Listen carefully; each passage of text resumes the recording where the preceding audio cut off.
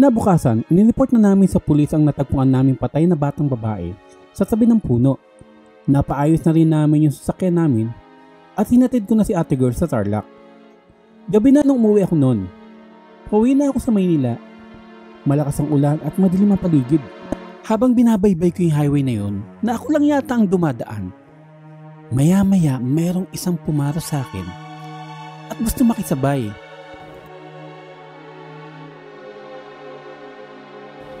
Habang nagmamaneho ako, kinakausap ko siya.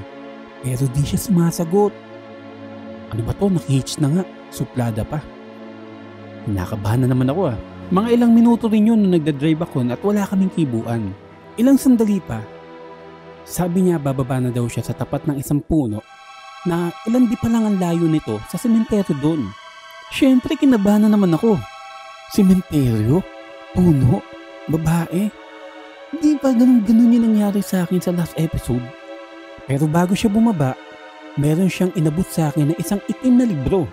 Sabay sinabing, bilhin ko na daw yung libro na yon sa halagang 1,000. Kuya, bilhin mo na tong itim na libro dahil mamalasin ka pag di mo to binili sa akin. Ang halaga nito ay 1,000. Dito sa libro na to, nakasaad ang isang katotohanang di dapat malaman ng mga tao. Dahil sa sobrang nakumbinsi ako, binili ko yung libro sa halagang 950. Tumawad pa no? Siyempre nagulangan ko. Uwais kasi ako minsan pagdating sa bilihan. Pero bago ko tuluyan lisanin yung lugar na yon, may pinaalala siya sa akin. Babala lang kuya. Kahit na anong mangyari, wag mong titignan ang likod ng itim na libro. Dahil may masamang mangyayari sa'yo na pagsisisihan mo habang buhay. Kaya kahit anong mangyari, wag mong titignan ang likod ng itim na libro. Pagdating ko ng Maynila, syempre sa haba ng biyahe, naisipan kong humanap ng makakainan. Uy, saktong-sakto! Dabao PH, paktay kang gutom ka. Dito sa Dabao, ang menu nila sa selection of savory fillings. Choose from juicy pork or crispy chicken sandwich in between freshly made buns. Each bite is packed with flavors. Now all you have to do is bite, munch, and repeat. Bao appetite talaga. You can also order their entire menu for delivery on Foodpanda, GrabFood, or Lala Food. Ayos diba?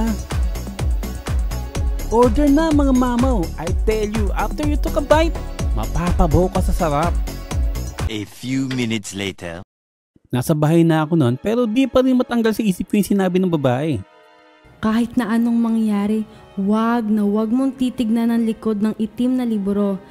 Napapaisip ako kung bakit. Hanggang sa nagdesisyon akong tignan yung likod ng libro. Wala na akong pake kung ano man mangyari sa akin. Gusto kong malaman kung ano ang nasa likod ng libro. Ngunit nang makita ko ang likod ng libro, nanginig ang buo kong katawan sa kulat. Bigla kong sumakit ang ulo ko. May kasamang panlalambot ng pangangatawan. Dahil nakasulat sa likod ng libro, National Bookstore, 49.75 pesos.